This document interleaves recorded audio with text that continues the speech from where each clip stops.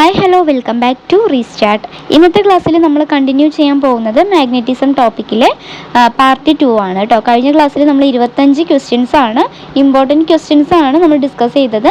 ഇന്ന് ബാക്കിയുള്ള 25 ക്വസ്റ്റ്യൻസ് ആണ് ഡിസ്കസ് ചെയ്യാൻ പോകുന്നത് കേട്ടോ. PSC പ്രിപ്പറേഷനും അതുപോലെ തന്നെ എക്സാം റിവിഷനും യൂസ്ഫുള്ളായ ചോദ്യങ്ങളാണിത്. സോ നമുക്ക് ക്ലാസ്സിലേക്ക് പോവാം. അതിനു മുൻപ് ആദ്യമായിട്ടാണ് നമ്മുടെ ചാനൽ കാണുന്നതെന്നുണ്ടെങ്കിൽ ഒന്ന് സബ്സ്ക്രൈബ് ചെയ്യുക, അടുത്തുള്ള ബെല്ലൈക്കൺ ഒന്ന് എനാബിൾ ചെയ്ത് വെക്കുക കേട്ടോ. നിങ്ങൾക്ക് ഈ ക്ലാസ്സൊക്കെ യൂസ്ഫുൾ ആവുകയാണെങ്കിൽ മാത്രം ലൈക്കും കമൻറ്റും ചെയ്യുക. ഓക്കെ, നിങ്ങളുടെ ഫ്രണ്ട്സിനും ഷെയർ ചെയ്യുക കേട്ടോ. അപ്പോൾ നമുക്ക് ക്ലാസ്സിലേക്ക് പോവാം. ഫസ്റ്റ് ക്വസ്റ്റ്യൻ, കാന്തിക മണ്ഡലത്തിൻ്റെ യൂണിറ്റ് ഏതാണ്? കാന്തിക മണ്ഡലത്തിൻ്റെ യൂണിറ്റ് ഏതാണ്? ടെസ്ലയാണ് കേട്ടോ. മാഗ്നറ്റിക് ഫീൽഡ് സ്ട്രെങ്ത് അളക്കാനുള്ള SI യൂണിറ്റ് ഏതാണ്? ടെസ്ലയാണ്. അടുത്ത ക്വസ്റ്റ്യൻ, കാന്തിക ഫ്ലക്സ് രേഖപ്പെടുത്തുന്ന യൂണിറ്റ് ഏതാണ്? വെബറാണ് കേട്ടോ. വെബറാണ് കാന്തിക ഫ്ലക്സിൻ്റെ യൂണിറ്റ് എന്ന് പറയുന്നത്. ഏതാണ്? വെബർ. അടുത്ത ക്വസ്റ്റ്യൻ, കാന്തിക ഫ്ലക്സ് എന്നത് എന്താണ് കാന്തിക ഫ്ലക്സ് എന്ന് പറയുന്നത്? അതായത് കാന്തിക ബലരേഖയുടെ അളവാണ് കാന്തിക ഫ്ലക്സ് എന്ന് പറയുന്നത്. ഒരു പ്രതലത്തിലൂടെ കടന്നു പോകുന്ന കാന്തിക ബലരേഖകളുടെ അളവാണ് കാന്തിക ഫ്ലക്സ് എന്ന് പറയുന്നത്. അടുത്ത ക്വസ്റ്റ്യൻ, വൈദ്യുത മോട്ടറിൻ്റെ പ്രധാന ഭാഗങ്ങൾ ഏതാണ്? വൈദ്യുത മോട്ടറിൻ്റെ പ്രധാന ഭാഗങ്ങൾ ഏതൊക്കെയാണ്? ആർമേച്ചർ, പിന്നെ മാഗ്നറ്റ്, കമ്മ്യൂട്ടേറ്റർ, കാന്തം, ആർമേച്ചർ. ഇതൊക്കെ വൈദ്യുത മോട്ടറിൻ്റെ പ്രധാന ഭാഗങ്ങളാണ്. അടുത്ത ക്വസ്റ്റ്യൻ, ജനറേറ്റർ ഏത് ഊർജത്തെ വൈദ്യുതോർജ്ജമാക്കി മാറ്റുന്നു? ഏത് ഊർജത്തെയാണ് ജനറേറ്റർ വൈദ്യുതോർജ്ജമാക്കി മാറ്റുന്നത്? ഏതാണ്? യാന്ത്രികോർജത്തെയാണ് വൈദ്യുതോർജ്ജമാക്കി മാറ്റുന്നത്. ഏത്? ജനറേറ്റർ കേട്ടോ. അപ്പോൾ ജനറേറ്റർ എങ്ങനെയാണ് മാറുന്നത്? യാന്ത്രികോർജത്തിൽ നിന്നും വൈദ്യുതോർജ്ജത്തിലേക്കാണ് മാറുന്നത്. അടുത്ത ക്വസ്റ്റ്യൻ, ട്രാൻസ്ഫോമർ പ്രവർത്തിക്കുന്നത് ഏത് തത്വത്തിലാണ്? ഇത് ചോദിച്ചിട്ടുള്ളതാണ്, ഇമ്പോർട്ടൻ്റ് ആണ് കേട്ടോ. വൈദ്യുത കാന്തിക പ്രേരണം എന്ന തത്വത്തിലാണ് ട്രാൻസ്ഫോമർ പ്രവർത്തിക്കുന്നത്. അടുത്ത ക്വസ്റ്റ്യൻ, കാന്തിക മണ്ഡലത്തിൽ ചലിക്കുന്ന ചാർജുള്ള കണത്തിന് എന്ത് സംഭവിക്കും? എന്താണ് സംഭവിക്കുന്നത്? ക്വസ്റ്റ്യൻ മനസ്സിലായോ? വൈദ്യുത ചാർജുള്ള ഒരു കണം കാന്തിക മണ്ഡലത്തിലൂടെ ചലിക്കുമ്പോൾ അതിന് ഒരു കാന്തിക ബലം അനുഭവപ്പെടുന്നു. അപ്പോൾ അവിടെ എന്താണ് സംഭവിക്കുന്നത്? ഒരു കാന്തിക ബലം അനുഭവപ്പെടുന്നുണ്ട്. ഈ ബലത്തിൻ്റെ ദിശയും അളവും കണത്തിൻ്റെ ചലന ദിശയെ ആശ്രയിച്ചിരിക്കുന്നു കേട്ടോ. അപ്പോൾ കാന്തിക മണ്ഡലത്തിൽ ചലിക്കുന്ന ചാർജുള്ള കണത്തിന് എന്ത് സംഭവിക്കും? കാന്തിക ബലം അനുഭവപ്പെടുന്നു. അപ്പോൾ ഈ ബലത്തിൻ്റെ ദിശയും അളവൊക്കെ കണത്തിൻ്റെ ചലന ദിശയെ ആശ്രയിച്ചിട്ടാണ് ഇരിക്കുന്നത്. അടുത്ത ക്വസ്റ്റ്യൻ, കാന്തിക മണ്ഡലത്തിൻ്റെ ദിശ കണ്ടെത്താൻ ഉപയോഗിക്കുന്ന നിയമം. നമ്മളിത് പഠിച്ചിട്ടുള്ളതാണ്, വലതുകൈ തള്ളവിരൽ നിയമം അല്ലേ? തള്ളവിരൽ നിയമം, വലതുകൈ തള്ളവിരൽ നിയമം പഠിച്ചിട്ടില്ലേ? അപ്പം ആ ഒരു നിയമമാണ് കാന്തിക മണ്ഡലത്തിൻ്റെ ദിശ കണ്ടെത്താനായിട്ട് നമ്മൾ ഉപയോഗിക്കുന്നത്. അടുത്ത ക്വസ്റ്റ്യൻ, വൈദ്യുതകാന്തത്തിൻ്റെ ഒരു ഉപയോഗം ചോദിക്കുന്നുണ്ട്. എന്താണ് വൈദ്യുതകാന്തത്തിൻ്റെ ഉപയോഗം? ക്രെയിനുകളിൽ ഇരുമ്പ് വസ്തുക്കൾ ഉയർത്താനാണ് വൈദ്യുതകാന്തങ്ങൾ ഉപയോഗിക്കുന്നതിൻ്റെ ഒരു യൂസ് കേട്ടോ.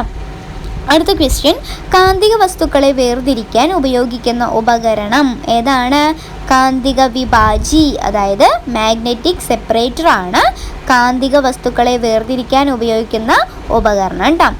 അടുത്ത ക്വസ്റ്റ്യൻ, ഭൂമിയുടെ കാന്തിക ധ്രുവങ്ങൾ സ്ഥിരമാണോ? ആണോ? അല്ല അല്ലേ? ഭൂമിയുടെ കാന്തിക ധ്രുവങ്ങൾ സ്ഥിരമല്ല. ഭൂമിയുടെ മാഗ്നറ്റിക് പോൾസ് സ്ഥിരമല്ല. കാലക്രമത്തിൽ ചെറിയ മാറ്റങ്ങളൊക്കെ ഉണ്ടാകും. അടുത്ത ക്വസ്റ്റ്യൻ, കാന്തിക വസ്തുക്കളുടെ കാന്തികത കുറയ്ക്കുന്ന പ്രക്രിയ ഏതാണ്? ഡീമാഗ്നറ്റൈസേഷൻ ആണ് കേട്ടോ. കാന്തിക വസ്തുക്കളുടെ കാന്തികത കുറയ്ക്കുന്ന പ്രക്രിയ ഏതാണ്? ഡീമാഗ്നറ്റൈസേഷൻ ആണ്. അടുത്ത ക്വസ്റ്റ്യൻ, കാന്തികത ഇല്ലാതാക്കാൻ ഉപയോഗിക്കുന്ന ഒരു മാർഗമുണ്ട്. എന്താണ്? ചൂടാക്കുക കേട്ടോ. ചൂടാക്കിയാൽ കാന്തികത ഇല്ലാതാവും കേട്ടോ. അപ്പോൾ കാന്തികത ഇല്ലാതാക്കാൻ ഉപയോഗിക്കുന്ന ഒരു മാർഗം ഏതാണെന്ന് ചോദിച്ചാൽ ഏത് പറയും? ഹീറ്റിംഗ് ആണല്ലേ, ചൂടാക്കിയാൽ മതി. അടുത്ത ക്വസ്റ്റ്യൻ, കാന്തിക മണ്ഡലം അളക്കാൻ ഉപയോഗിക്കുന്ന ഉപകരണം. മാഗ്നറ്റിക് ഫീൽഡ് അളക്കാനുള്ള ഉപകരണം ഏതാണ്? മാഗ്നെറ്റോമീറ്റർ ആണ് കേട്ടോ. മാഗ്നെറ്റോമീറ്റർ ആണ് മാഗ്നറ്റിക് ഫീൽഡ് അളക്കാനുള്ള ഉപകരണം. അടുത്ത ക്വസ്റ്റ്യൻ, ജനറേറ്ററിൽ പ്രേരിത കറണ്ടിൻ്റെ ദിശ കണ്ടെത്താൻ ഉപയോഗിക്കുന്ന നിയമം ഏതാണ്? ജനറേറ്ററിൽ പ്രേരിത കറണ്ടിൻ്റെ ദിശ കണ്ടെത്താൻ ഉപയോഗിക്കുന്ന നിയമമാണ് ഫ്ലെമിങ്ങിൻ്റെ വലതുകൈ നിയമം കേട്ടോ. ഫ്ലെമിങ്ങിൻ്റെ വലതുകൈ നിയമമാണ് ജനറേറ്ററിൽ പ്രേരിത കറണ്ടിൻ്റെ ദിശ കണ്ടെത്താനായിട്ട് ഉപയോഗിക്കുന്ന നിയമം. നമ്മൾ കുറേ നിയമങ്ങളെക്കുറിച്ച് പഠിക്കും. അടുത്ത ക്വസ്റ്റ്യൻ, ഇൻസുലേറ്റ് ചെയ്ത ചെമ്പുകമ്പികൾ ചുറ്റിയ ചുരുൾ അറിയപ്പെടുന്നത് എങ്ങനെയാണ്? സോളിനോയിഡ്. കേട്ടിട്ടുണ്ടോ? സോളിനോയിഡ് എന്ന് കേട്ടിട്ടുണ്ടാവും, നമ്മൾ ചെറിയ ക്ലാസ്സിലൊക്കെ പഠിച്ചതാണ്. അപ്പോൾ ഇൻസുലേറ്റർ കോപ്പർ വയർ കോയിൽ അറിയപ്പെടുന്നതാണ് സോളിനോയിഡ്. ഓക്കെ, അടുത്ത ക്വസ്റ്റ്യൻ, സോളിനോയിഡിനുള്ളിൽ പച്ചിരുമ്പ് കോറ് വയ്ക്കുമ്പോൾ അതിൻ്റെ കാന്തിക ശക്തിക്ക് എന്ത് സംഭവിക്കും? സോളിനോയിഡിൽ സോഫ്റ്റ് അയൺ കോറ് വെച്ചാൽ അതിൻ്റെ കാന്തിക ശക്തിക്ക് എന്താണ് സംഭവിക്കുക? കാന്തിക ശക്തി വളരെ കൂടുന്നു. മാഗ്നറ്റിക് സ്ട്രെങ്ത് എന്ത് ചെയ്യുന്നു? ഇൻക്രീസ് ആവുന്നു. ഓക്കെ അല്ലേ? അടുത്ത ക്വസ്റ്റ്യൻ, ഒരു കാന്തിക പദാർത്ഥത്തെ ചൂടാക്കുമ്പോൾ അതിൻ്റെ കാന്തിക ശക്തി നഷ്ടപ്പെടുന്ന താപനില അറിയപ്പെടുന്നത് എങ്ങനെയാണ്? അപ്പോൾ നമുക്കറിയാം കാന്തിക ശക്തി നഷ്ടപ്പെടാൻ വേണ്ടിയിട്ട് നമ്മൾ എന്ത് ചെയ്താൽ മതി? ചൂടാക്കിയാൽ മതി അല്ലേ? അങ്ങനെ ചൂടാക്കുമ്പോൾ അതിൻ്റെ കാന്തിക ശക്തി നഷ്ടപ്പെടുന്ന താപനിലയുണ്ടല്ലോ, ആ താപനിലയെ അറിയപ്പെടുന്ന പേരാണ് ചോദിച്ചിരിക്കുന്നത്. ക്യൂറി താപനില കേട്ടോ. ക്യൂറി ടെമ്പറേച്ചർ എന്നാണ് ആ ഒരു താപനിലയെ അറിയപ്പെടുന്നത്. അടുത്ത ക്വസ്റ്റ്യൻ, ഇരുമ്പിൻ്റെ ക്യൂറി താപനില എത്രയാണ്? 770 ഡിഗ്രി സെൽഷ്യസ് ആണ് കേട്ടോ. അയണിൻ്റെ ക്യൂറി ടെമ്പറേച്ചർ എത്രയാണ്? 770 ഡിഗ്രി സെൽഷ്യസ് ആണ്. അടുത്ത ക്വസ്റ്റ്യൻ, കാന്തിക ശക്തി ഉപയോഗിച്ച് അതിവേഗത്തിൽ സഞ്ചരിക്കുന്ന ട്രെയിനുകൾ ഏതാണ്? കാന്തിക ശക്തി ഉപയോഗിച്ച് അതിവേഗത്തിൽ സഞ്ചരിക്കുന്ന ട്രെയിനുകൾ അറിയപ്പെടുന്നതാണ് മാംഗ്ലൈവ് ട്രെയിൻ കേട്ടോ. മാംഗ്ലൈവ് ട്രെയിനുകളാണ് കാന്തിക ശക്തി ഉപയോഗിച്ച് അതിവേഗത്തിൽ സഞ്ചരിക്കുന്ന ട്രെയിൻ. അടുത്ത question, computer, hard disk, ATM card എന്നിവയിൽ വിവരങ്ങൾ സൂക്ഷിക്കാൻ ഉപയോഗിക്കുന്ന തത്വം എന്താണ്? കാന്തിക സംഭരണം ആണ് കേട്ടോ. കമ്പ്യൂട്ടർ, ഹാർഡ് ഡിസ്കിലും അതുപോലെ തന്നെ ATM കാർഡിലൊക്കെ നമ്മൾ എന്ത് ചെയ്യുന്നുണ്ട്? വിവരങ്ങൾ സൂക്ഷിക്കാനായിട്ട് ഉപയോഗിക്കുന്ന ഒരു തത്വമുണ്ട്. ആ തത്വത്തിൻ്റെ പേരാണ് കാന്തിക സംഭരണം കേട്ടോ. മാഗ്നറ്റിക് സ്റ്റോറേജ് എന്ന് പറയുന്നത്. വൈദ്യശാസ്ത്ര രംഗത്ത് ശരീരഭാഗങ്ങളുടെ ആന്തരിക ചിത്രങ്ങൾ എടുക്കാൻ ഉപയോഗിക്കുന്ന കാന്തിക സാങ്കേതിക വിദ്യ ഏതാണ്? ബോഡി ഇന്റേണൽ ഇമേജ് എടുക്കാനായിട്ട് ഉപയോഗിക്കുന്ന ടെക്നോളജിയാണ് MRI സ്കാനിങ് കേട്ടോ. കേട്ടിട്ടുണ്ടോ MRI? മാഗ്നറ്റിക് റെസൊണൻസ് ഇമേജിംഗ് എന്നാണ് ഫുൾ ഫോം കേട്ടോ. Magnetic resonance imaging. ഓക്കെ, അടുത്ത ക്വസ്റ്റ്യൻ, ഇലക്ട്രിക് ബെല്ലിൽ ഉപയോഗിച്ചിരിക്കുന്ന കാന്തം ഏതാണ്? വൈദ്യുത കാന്തമാണ് കേട്ടോ. ഇലക്ട്രോ മാഗ്നറ്റ് ആണ് ഇലക്ട്രിക് ബെല്ലിൽ ഉപയോഗിച്ചിരിക്കുന്ന മാഗ്നറ്റ്. അടുത്ത ക്വസ്റ്റ്യൻ, ഒരു വസ്തുവിന് കാന്തികത ഉണ്ടാക്കാൻ ഉപയോഗിക്കുന്ന രീതികൾ ഏതാണ്?